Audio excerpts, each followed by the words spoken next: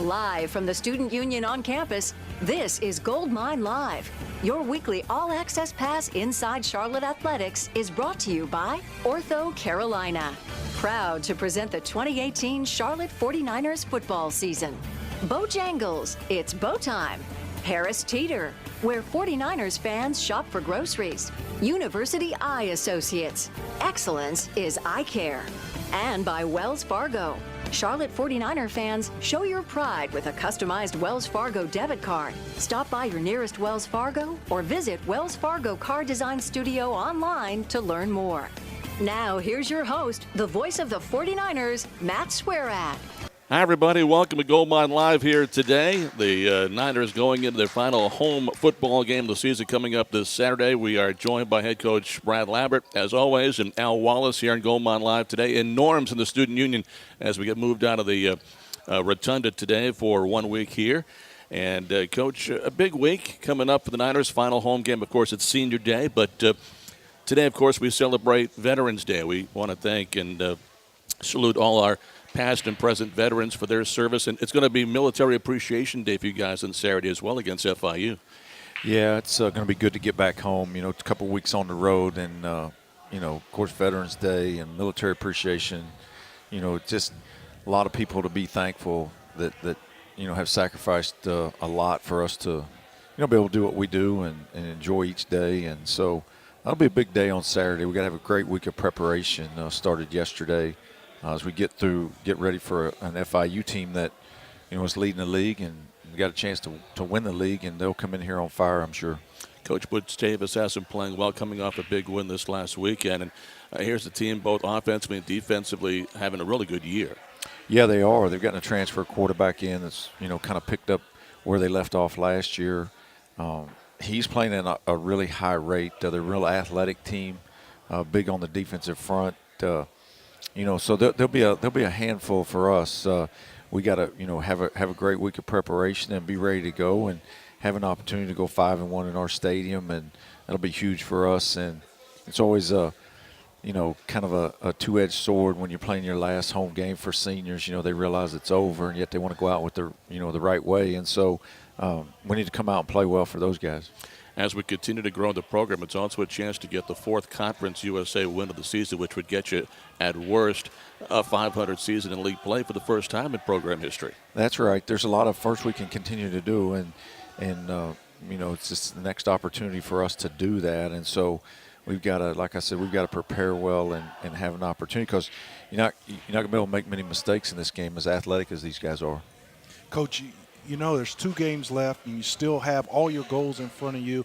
Do you look ahead, or you keep the guys focused? I know it's been your mantra all year about taking care of and winning the day. How much of the conversation goes into the big picture of this season? Well, there has been conversation, you know, over the last 2 or 3 weeks, just because that was a big push for our guys. You know, we wanted November to mean a lot, and here we are, and it still does. We're down to the last 2 weeks of the season, and we're playing for a lot. FIU's playing for a lot. We're playing for a lot.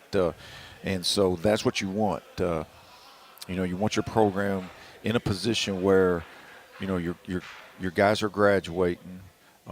They're representing the university in a first-class manner, and they're competing for postseason play, and that's where we want our program. And so we've got to find a way to go out and win these last 2, starting, you know, with Saturday. You have that senior class that will be honored this weekend. Such a young program. How deep are the ties between you and those guys in such a young program? Yeah, they were guys came in early, and you know, we've been here with them the whole time. So they mean a lot to us. You know, they've worked extremely hard, you know, for this university and for the program, and so, you know, sending them out on the right way. You know, I think about Tyler Fain. You know, he comes in my office all the time, and you know, didn't play as, you know, redshirted, and didn't play much his first couple of years, and the last 2 years has played a lot for us, and it's playing well right now. We need to, you know, go out and send him out in the right way here in his last home game. But he came in my office yesterday, and it's always, you've been there, I've been there. It's always, those are tough days when you get down to the last one at home and senior day, and so all of a sudden it's starting to hit him that, wow, life's coming up, you know. So hopefully we'll be focused and prepare properly and go out and play well. You know, there's so many guys. You mentioned Tyler Fain and that relationship that you two have. You look at Juwan Foggy and the guy that came here trying to make it as a wide receiver, ends up going defensive back. Now, you know, could be all conference at linebacker this year. Who knows how that plays out? Offensive line, Chris Brown, Nate Davis. These guys have been a big part of our success. They really have, and you know, they're all, you know, really good people, and they're fun to be around, and we're pretty close with them. So it makes it fun to come to work every day dealing with those guys and getting to fool around with them. But they're just good people, and you want good things to happen for them. And hopefully our whole team, you know, I feel good about our team and how close they are, and hopefully they'll go out and play well for this group as they go out. When you look at this past week, the trip to Marshall, we're hearing something coming back at us. I'm going to turn this down here so we don't hear that. That was what you just said a moment ago. Groundhog Day, right? That's right. And so as we go forward, looking back at the Marshall game, you spent so much time there, and there's a lot of ties between our universities. There was a nice on-field ceremony before the game that was honoring the plane crash that 48 years ago this coming Wednesday. So it was an emotional day for them as well. But yet we came out of the locker room and played extremely well on that first drive. Talk about how that game kind of started and then the third quarter. Yeah, well, I was really proud of our guys. You know, nobody had scored on them, I don't think, all year in the first quarter. So our guys came out on that first drive and executed well. I thought Hassan, we had a good plan for him. Ishad Finger, Calvin Camp, the guys, they came out and all across the board executed pretty good on the first drive. And I liked the way it, you know, we once again, though, we gave up the big play on the punt. You know, we're trying to get that thing figured out, and we just keep working on it. We tweaked it and changed personnel, and we got to continue to get better on our punt team, but got the punt blocked and made a couple, you know, minor mistakes in there, and those lead to big plays where basically you gave up a touchdown, you know, with your punt team on the field. So that really affected the game. But the first half, you know, we just hanging in there and got the field goal, and, you know, it's 13-10, and then we come out of the half and get the immediate turnover. So I felt really good about it. Even though we didn't get the touchdown, we tied the game, and so you're like, okay, we just keep playing here, get this thing, you know, have an opportunity to win it. And then we hit the third quarter, and really what happens in the third quarter is third down. We didn't get off the field on defense on third down like we had been accustomed to. Give Marshall credit. They made some good plays. And they hit it about 51% for the game on third down, and really big in the third quarter. We had an opportunity to get off the field defensively, and then we didn't make any third downs. And we had 2 or 3 big drop passes in there. You know, Vic hasn't played in a while, and he had a big drop that would have been a first down. So we couldn't get the field position back. We couldn't make first downs, and so third down really became magnified in the third quarter, and really just got away from us right there. We both thought Isaiah Green played a good football game at quarterback for them. Alex Thompson the week before threw a couple of picks and had lost the job for the week. And thought Green really managed the game well. And you mentioned those third downs and made some big plays stepping into a throw or two. He really did. You know, you got to give him credit. They're very talented on the outside. We talked about that going into the game, whether it was Brady or Obi, you know, on the other side. They have a lot of talented guys. And I thought their offensive line played extremely hard and physical, and we matched that physicality, but we didn't make enough plays in there on third down, which we've kind of grown accustomed to, you know, defensively, is getting off the field and keeping it a tie game, a one-score game, you know, all the way down to the end, and we just didn't get it done in the third quarter. Coach, a huge part of the success on offense over the last couple of weeks has been staying ahead of the chains on first and second downs. How difficult is it to kind of get off schedule and put your offense in a position to have to go for third and longs? You know, you just look all across football, Al, and if you go backwards on first and second down, you know, it just gets so uphill. I mean, third and long, you know, third and 10's a hard down and distance to convert, and so that's kind of been our operation, is to stay out of those. And, you know, in that third quarter we didn't. You know, like I said, we had some drop passes in there. You know, just little things that happen to you that put you behind the chains, and now you don't have that opportunity to get the drive going like in the first series of the game. You know, it's just, boom. It was pretty methodical. We kept it manageable. We got some third downs, you know, and got the thing down there and put it in position. So, those are things that we got to emphasize this week, is really the third down, you know, package, and then all the special teams. Once again, we got to go back to hard work on our punt and make sure we kind of call our special teams. Anytime there's a kick in the game, that's kind of a money down or a third down situation because it's a one-time event that it's got to go your direction. And so just a combination of that stuff, we got to continue to work on it. And once again, you're playing a team in FIU that's your margin for error is not very big. I mean, you can't make a bunch of mistakes and expect to win the game. So I was pleased with the penalty aspect. Neither team really was penalized much in the game. It was a pretty clean game throughout the day against Marshall. So we got to really focus in on third down and converting those and then getting off the field once again. We've done a pretty good job of that this year. We got to get back to that. It was week 10, so we weren't going to surprise anybody with our defense in terms of how much success you've had stopping the run, and they're so good at those wide receiver spots. You mentioned Tyree Brady. Mm-hmm. They've had some pretty good receivers over the years, and he's another one. And it seems like for a team that wants to establish the run, they went backwards. They opened the thing up offensively by throwing it, and that got them to run the football in the second half. Yeah, I think you're right. And they come out. Like I said, I thought their offensive line, came out and played pretty good. We had a couple of gap integrity issues, in the second half that – a couple of runs got out on us. But overall, I felt pretty good about our defensive effort. If we'd have made a couple more plays on third down, we'd have been in pretty good position again. Both teams also threw some different running backs, yeah, different looks out there. And for Marshall, Knox in the second half, redshirt freshman, really hadn't played this season. And he went out there and he found some of those gaps and holes and pretty elusive. He's a quick guy. Yeah, he did. I thought he ran well. I thought he ran hard. When you go back and watch the video, he really – had good vision and really good feet and changed the direction, and just finally got his opportunity. A couple of their guys were out. I wasn't sure if King was going to play. Davis ended up, I don't think he played, and so all of a sudden there's opportunity for another guy. Anderson was a big guy, and he really took advantage of it and ran the ball extremely hard. But back to your point, it was a very emotional day. With the plane crash, and we had talked to our team about that, going in, because their record's pretty good on the week that they play, on the plane crash week, and it's an emotional time there. It's I saw some people before the game that, Keith Morehouse comes to mind. I got to visit with him.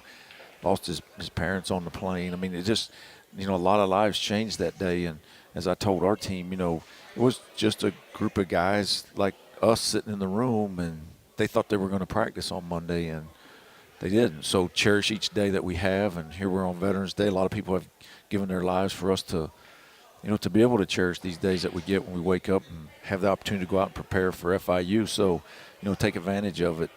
And so it was an emotional day, kind of all the way around.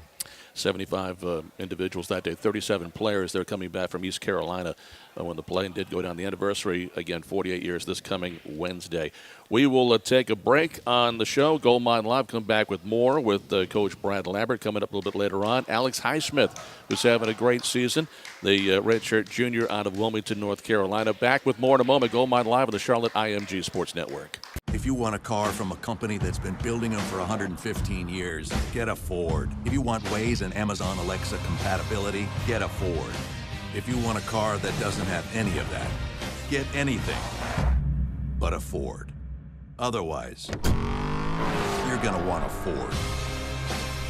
Right now, get a 2018 F-150 with 0 for 72 or $11,790 in total savings, only at your Carolina Ford dealer. Welcome back to Gold Mine Live here at Norm's this week inside the Student Union on campus with Brad Lambert and Al Wallace. I'm Matt Swarad, and the Niners, of course, going into this final home game, take on FIU, then go on the road to close out the season the week of Thanksgiving against FAU. But before we talk about the last couple of games, I want to congratulate some of the other teams on campus. First, the women's volleyball team wins on Friday, qualifies for the Conference USA tournament. They won at home on Friday night. Now they'll go to the tournament, which is at Marshall. They'll play this coming Friday. They're the 8th seed taking on number 1 seeded Rice. That's going to be coming up again later this week.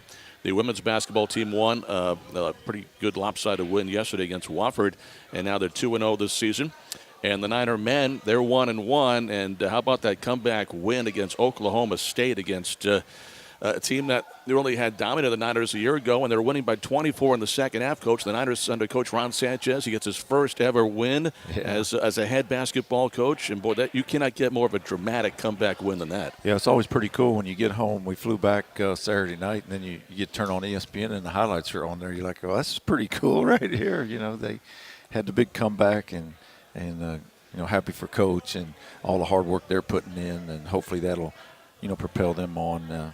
And then Friday night, we're trying to figure out a way to. And I think they got a doubleheader, one at 5 and one at 7:30. And I was trying to figure out how we could get the team in there. And the timing of it isn't real good for everybody, but we're trying to figure out how we could get the team in there. We've went and seen the volleyball team play a couple times, and it would be fun to go in there and watch the basketball team. We'll see if we can get it worked out.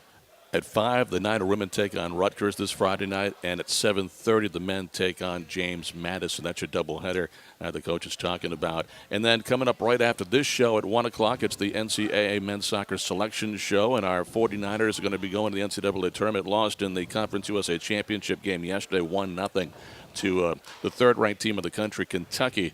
And the first home loss of the season for the 49ers, and it only given up.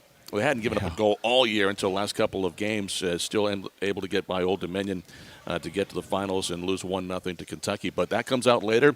Could be a national seed. Coach could be playing at home in the rain sometime this week. That'd be good. That'd be great.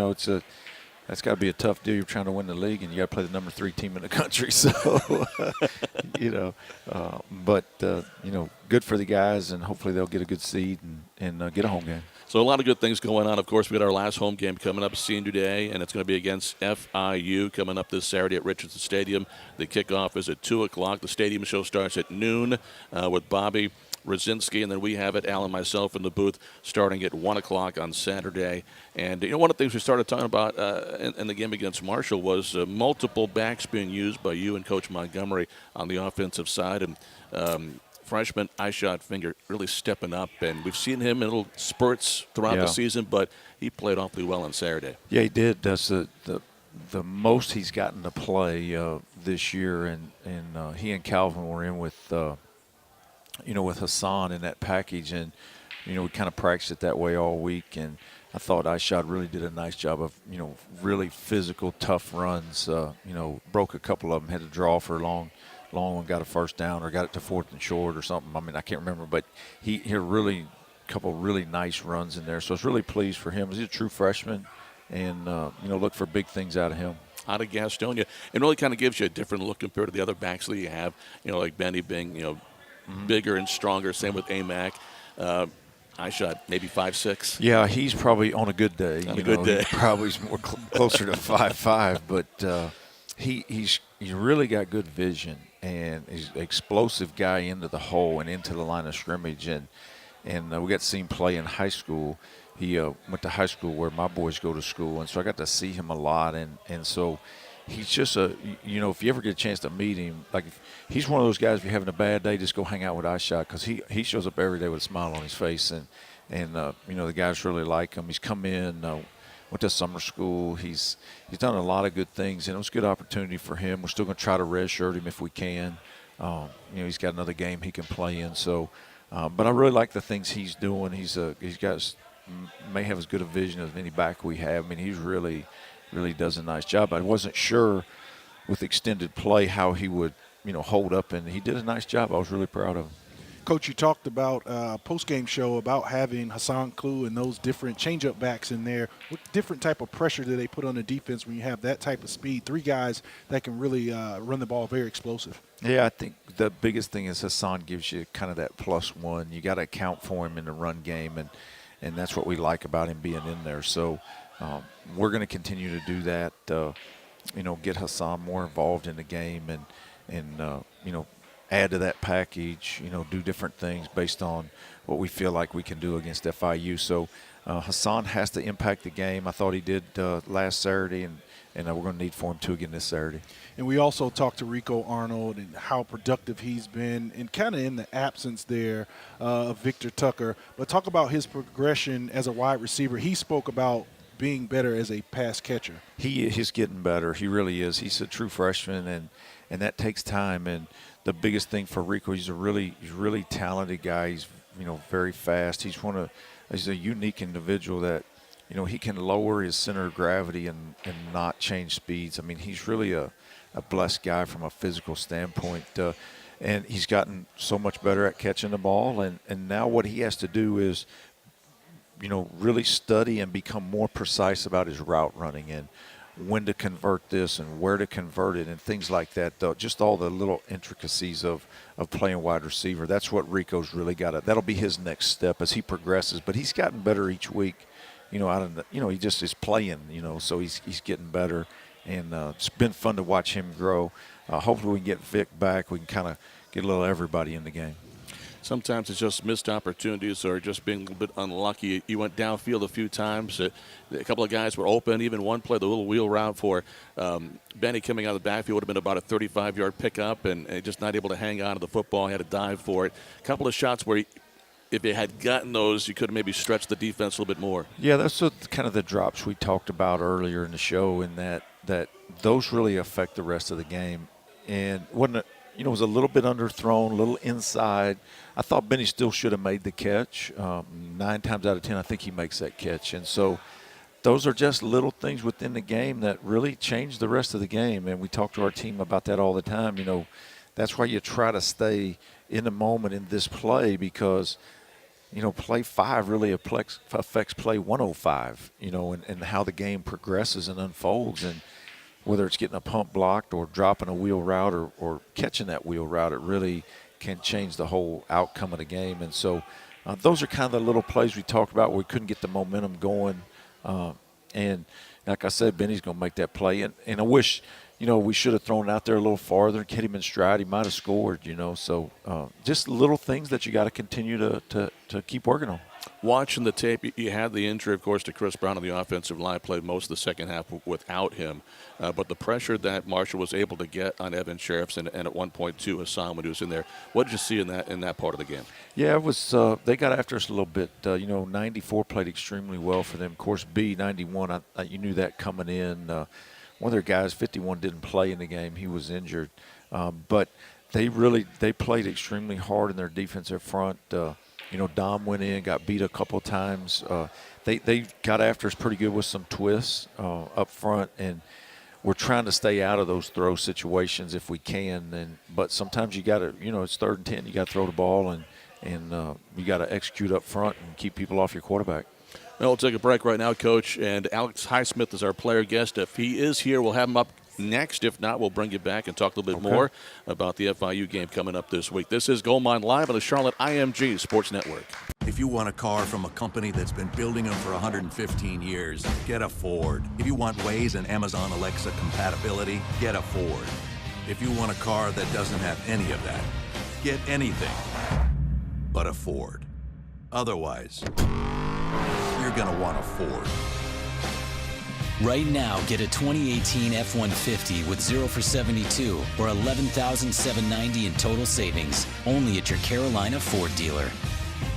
And welcome back to Goldmine Live. Our special guest today is defensive lineman Alex Highsmith, and Alex Jr. from Wilmington, North Carolina. Good to see you today. Hope you're doing all right. Yes, sir. I'm doing great. Thanks for having me. So it's a rainy Monday, but you guys will be back at work. You got the day off from actually going out in the field today, but it's going to be a rainy week. You guys are going to get a little wet out there, but I know you're going to get your work in to get that next game, which is FIU. Talk about this week of preparation. Oh, it's going to be a big week, because it's winter go home for us. So, we still got the mission intact. Still need 2 more wins to get to the bowl game. So it's a big week for us, and it starts today.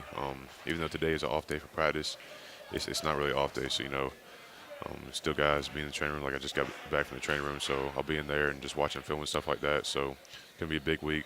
We've got to have a good week of practice on both sides of the ball and on special teams as well. Junior right now and one of the leaders of this team, but I know you look up to a lot of these seniors, and this is the last home game. Last time they run on that tunnel at Richardson Stadium. I know you guys want to get that W for them in that last game. Yeah, we do, because they put so much to this program, and we just want to send them out the right way. Guys like Tyler Fain and Chris Brown, Darren Drake, Nate Davis, and Denzel Irvin, just a bunch of those guys that have invested so much into this program. We just want to send them out the right way and get a win for them. This last game. You got the brace on your right hand right now, a little thumb injury, but folks that are watching the video feed, don't worry. Alex is going to play on Saturday. Yes, sir. I'll still be able to play. It's just a little bruise, so I'll be good. Alex, talk about the chemistry with that group. We talked about Tyler Fame. We had a bunch of the guys on here. How important is it for you guys to have that close bond, and how much it translates to what you are able to do on the field? It's really big because, like it starts with that chemistry in the locker room, kind of like you said. So, when we're out there and we know each other and like we know that we can bond together, I think it helps us play a lot better and a lot faster, especially on the defensive side. So, like last year, I felt like our chemistry wasn't as good, but this year we've just built a bond, especially on the defensive side of the ball, to just help us play better. I know we didn't have our best game last week, but we all just took it in. It was like, okay, we had a meeting after practice last night. We didn't play our best game, but we just got to bounce back and play a better game this Saturday. And what motivates you? We see you out on the field. I'm a huge fan, and you give everything you have to your teammates, to your head coach, to this program to go out there and be good on defense. What motivates you to work that hard? Well, first and foremost, I just want to thank my Lord and Savior Jesus Christ for just allowing me to, just giving me the ability to play that game. I think that's what motivates me most, and also just just wanting to play for my brothers. Just going out there and just not let them down. Coach always talks about it. Coach Spencer always talks about on the defensive side, going out there playing hard you can for your brothers, and also for my family back home as well. And that's what, when I first got here as a walk-on, I wanted to earn a scholarship so that my parents wouldn't have to pay for school anymore. So I think those are 3 things that motivate me most. Yeah, that's one thing. We've talked about it a little bit, and I think a lot of fans know your story. But coming here from Wilmington, walking on, you knew you could play at this level, but it was always you had to keep trying to prove that you were as good as you knew you were, and you had to get better to get that scholarship. And that was a special moment for you. So for the fans that haven't heard that story yet, talk about when Coach Lambert gave you that scholarship. It was awesome. It was, I can truly say, it was one of the best days of my life. It was cool because it was the day that I was actually going back home for break. I think it was May 6th of last year, 2017, May 6th. I was about to go home. Coach Lambert calls me into his office, and he tells me, and man, I was overwhelmed with happiness and joy. And I told a bunch of my friends, but I waited, since I was going home that day, I waited till I got home to tell my family, and words can't express, the joy and just the happiness that they had. And my mom was tearing up, and so it was just an awesome thing to see that, my hard work had finally paid off. But it was just, I didn't want to stop there. I wanted to just keep going. It was just a springboard for me to achieve even more while I'm here. Alex, what does it take to play defensive end in Coach Spencer's scheme right now? I played defensive end in my career, and you're playing it looks like a lot of 2-gap, not a lot on the edge for the most part. What does it take for you, especially strength-wise? You look like you've been in the weight room a little bit. Yeah, it does take a good amount of strength bringing down there, but I think it all starts with eyes, hands, and feet. Coach Evans, my defensive ends coach, always talks about that. So, it's just got to focus in and just have, like I said, the hands are important. That's why my hands always beat up. But just having good pad level down there as well, because we've been running the 3 down. Where I've been playing, I've played a lot of 4-eye recently. So I think it just all starts with eyes, hands, and feet. Just having a good pad level down there and just having that knack to just truly dominate up front. Because if you don't, you're gonna get blown off the ball. And you're leading this team in tackles for loss. You're in the backfield a whole lot. Talk about the scheme that allows you to penetrate that offensive line so well. Well, I think it's the line packages helped me a lot with that's what we call our package, line package with our 3-down defensive lineman. It's helped me a lot because Coach Spencer calls a lot of calls where I just penetrate, and honestly that's one of our calls where we had that coach call it every play. I love that, but it's awesome because I get to go out there and just cause havoc in the backfield. So yeah. I agree. Just shooting the gaps, shooting different the line gaps, stunts, and not head on head with a 300-pounder. Yeah, just running there, just going all at it. Yes, sir. 3 sacks as well this season. Alex, you got a couple of games left, and hoping there's going to be a 3rd game as well. I know you're one of those guys that's always watching film. What do you see right now early in the week against FIU? Well, they definitely are a good team. We're definitely going to have a good week of practice. They got a good quarterback.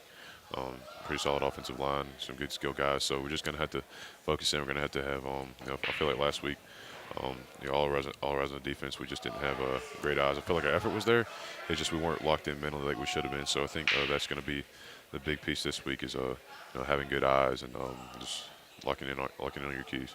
Alex, thanks so much for taking some time today and your day off. And have a great week of practice, and we will see you over the weekend. Yes, sir. Thank you very much. Alex Highsmith, Niners defensive end, redshirt junior from Wilmington, North Carolina, our guest here today on Gold Mine Live.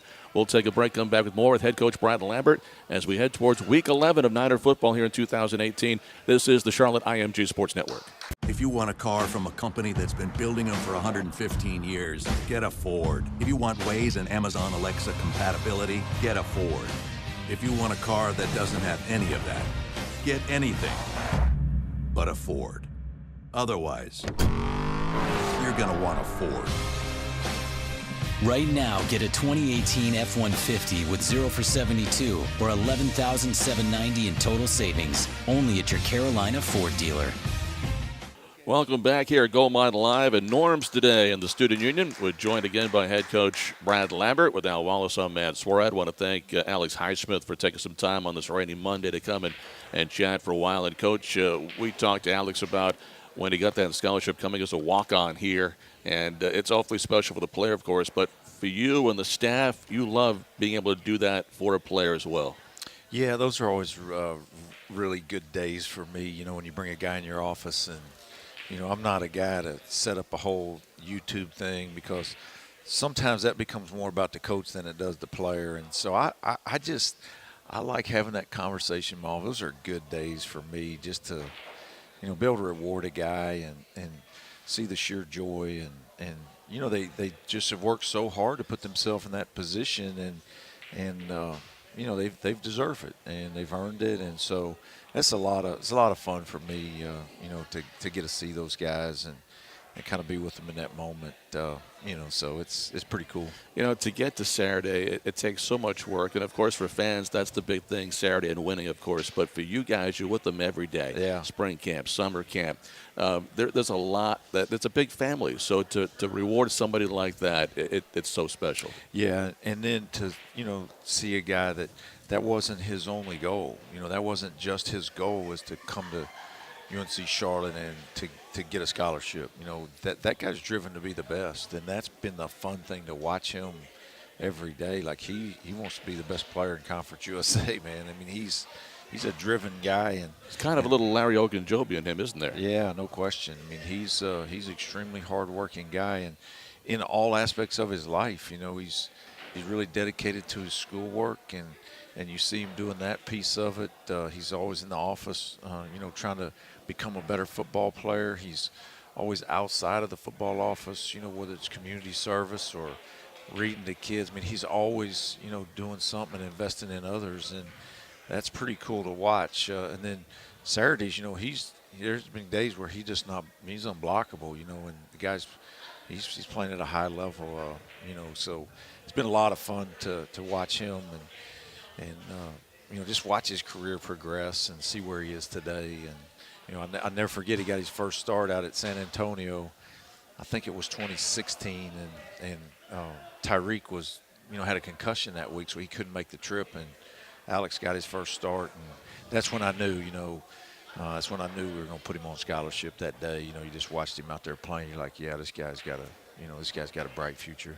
Coach, I've probably said this before, but I am extremely impressed by the quality of the kids and the quality of the athlete, and having those two things converge on your football team. Talk about that recruiting process where you can go out there and find quality guys that are outstanding football players.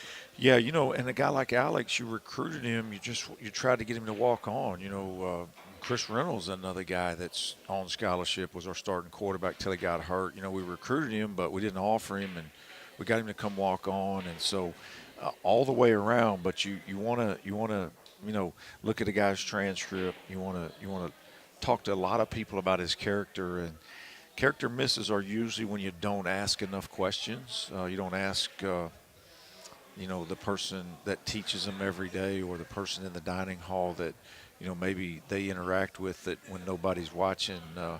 You can usually find out about a guy if you ask enough questions, and I think that's the real trick in recruiting is, do I ask the right people and ask enough questions about a guy? And whether, like a lot of times when I go into school, you'll go in the front office and coach may send a student up to get you to bring you down to his room or whatever, and on the way might pop out a question about, hey, you know Alex Highsmith, and they'll be like, oh yeah, he's like, and they'll start rattling off, and you're like, oh, okay, you know, so that's just another indicator. But you kind of got to be intentional about that and ask. So hopefully, you know, our guys were doing a good job of that.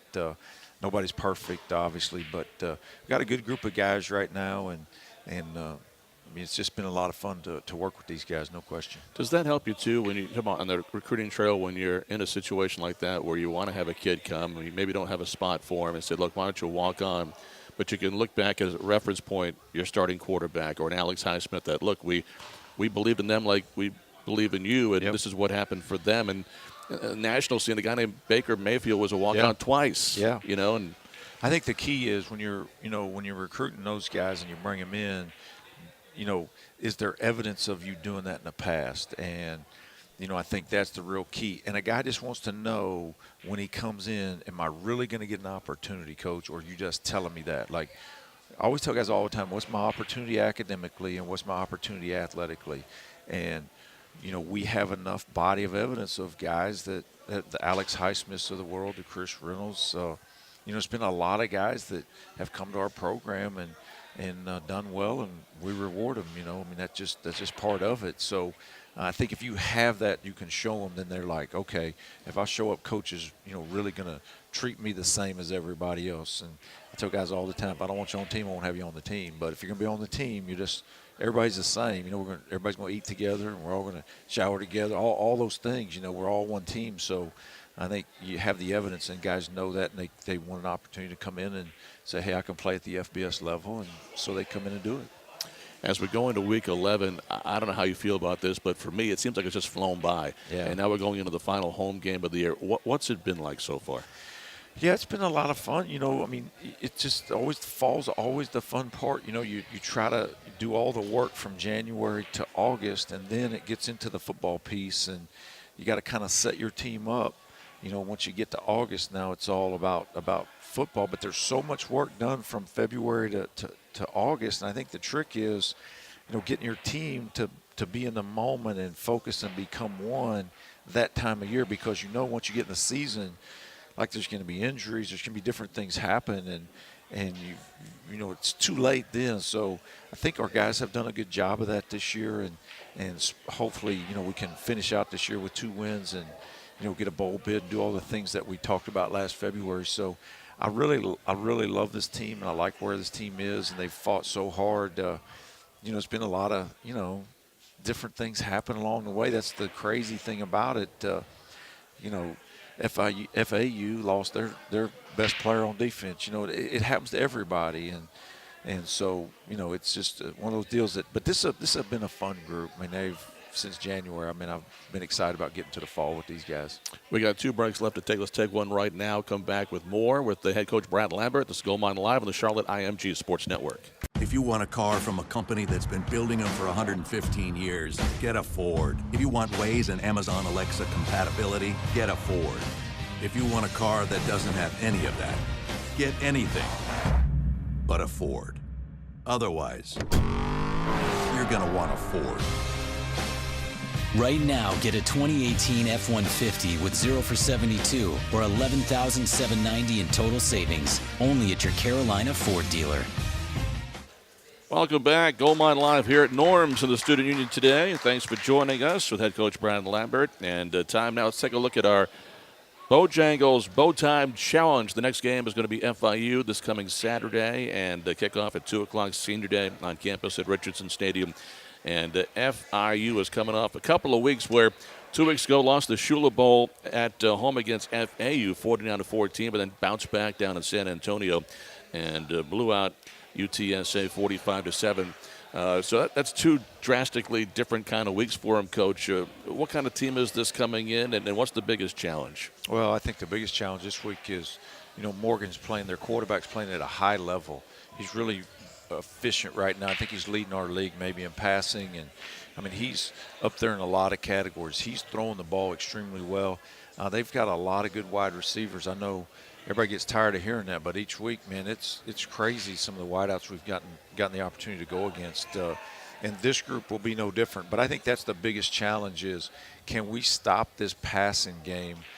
These guys are really athletic, on the outside, and Morgan's playing at a high level. He's transferring from Bowling Green. He's really came in there this summer and really gotten into their offense, and he's just playing at a high level right now. So I think that'll be a huge challenge for us is, can we slow him down? He's throwing 24 touchdown passes, Yeah. only 5 interceptions. Yeah, and the FAU game got away, but they had an opportunity. They had a fumbled. They had the ball on the one going in, and they tried to run a quarterback sneak, and they fumbled the snap, and FAU got the ball. And really at that time was a pretty big momentum play. They had plenty of opportunities to get after FAU and win that game. It kind of got away from them there at the end, but so they're playing at a high level. He's playing at a high level, and then defensively they're pretty athletic. At all levels. They're really big on the interior defensive line. I mean, they're big. I mean, 350 and 300. I mean, they're going to be once again a tough chore, kind of like UAB had that kind of size on the interior of the D line. So they'll be, and they got a good athleticism. Number 3, the linebackers as good as we'll play against. And then at the third level in the secondary, got pretty good athletic guys too. Coach, this is football weather to me, but does the change in temperature, does the winter outside as we enter November and heading towards December change game planning and kind of schematically what you want to do? No, I don't think so. We're pretty fortunate here where our weather, it gets a little chilly, but, practice could get a little dicey this week with the rain, but the game's going to be fine. The one area it kind of affects is, the ball flight on kicks. The cold weather it was a little breezy in Huntington last week, but I thought the temperature affected, the ball as much as anything. So that can affect it some, but no, it's just good solid football weather right now. We get sunny and 50 on Saturday, and let's go to work. They've won 5 of their past 6 coming into this game this weekend. But you look at, historically, since we've played them in the 4 seasons we've been in Conference USA, it reminds me a lot of Old Dominion. We were so close so many times against ODU, so close so many times against this team. And it's going to be interesting to see how we kind of match up this weekend for the 4th time.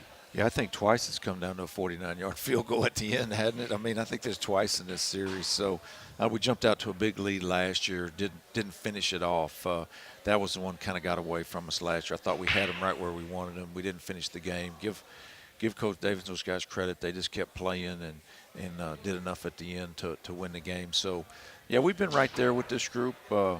This is as talented a group as he's brought, that we've played against now. They're pretty good. They had really good linebackers a year ago, and a couple, for the last couple of years they've been really athletic at the linebacker level, and so it'll be another day of fast guys running around. We'll see if we can win it. And a good tight end a couple years ago, Sanu, now playing in the NFL with the Tennessee Titans. I saw him a little bit yesterday in that game against New England. It's funny because you look at Conference USA and some of the teams that UAB is playing so well. I think they cracked the top 25 now. And there's been some big wins by teams this league. It's almost like FIU is flying under the radar. Yeah, it's really kind of funny because their record's good. They're playing at a high level, and they really have. For people in the league, they haven't, but kind of from the outside of our league, I think you're exactly right. So it's a good, talented group coming in here. This will be a really good win for us. We get this at home on Saturday. League-wide, the games that you've seen so far, how impressed are you this year with Conference USA? Really, each week, that you get to hear me say it and you get to watch them, but the talent level, you look at a team like ODU, beating Virginia Tech. I mean, what their wide receivers in LaRousse are doing right now is, they're going toe-to-toe with everybody throwing the ball.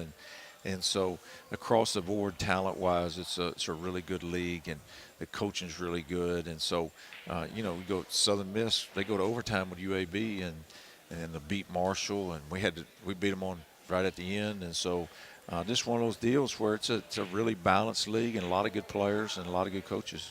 Got the quarterback going to face this week, and then, we're not going to look past FIU, but what's next is down to FAU, and they got the best 1-2 running back punch in the league last couple of weeks. Yeah. These guys are both running for over 140 yards apiece. Yeah, no question. Every week it's talent on every and I tell our team that all the time. It doesn't matter who you play. Everybody's got good players. You got to show up and be prepared when you get to the game. And make sure you're in the right spot and try to avoid the little mistakes and see if we can win the game.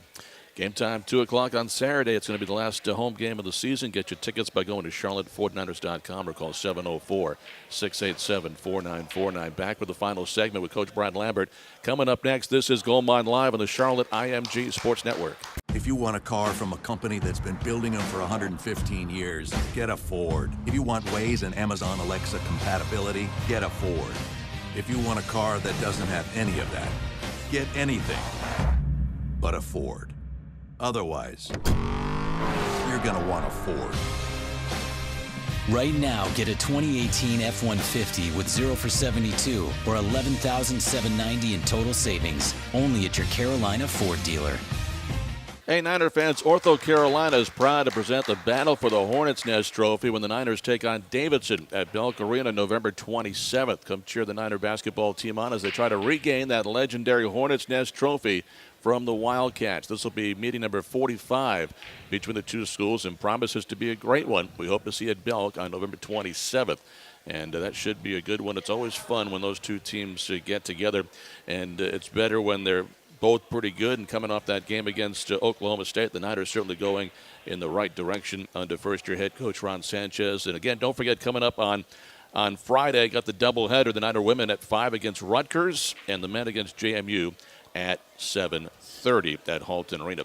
Well, Coach, we go into this final home game, and we got a couple of minutes. And let's, again, if folks just are joining us on the radio side, talk about Senior Day and what this means for your staff with this group of players. And it's really been a special group. They all are, but this one seems like it really has been. Yeah, it has. It's been a lot of fun to work with these guys, and, just encourage all of our fans to come out. This group's got a chance to be 5-1 at home this year, and, give them a great home environment one last time to go out and play in front of this crowd, because it's always an emotional day for a guy when he realizes, hey, this is my last one, and this will be one that they really remember. So get all the Niner Nation to come out, support them, and make it a great environment, and help these guys get a win here in their last home game. Yeah, that's one of the things you talked about going into the season was getting some wins at home and taking that next step with the program, and you have a chance to go 5-1 at home, which would be phenomenal.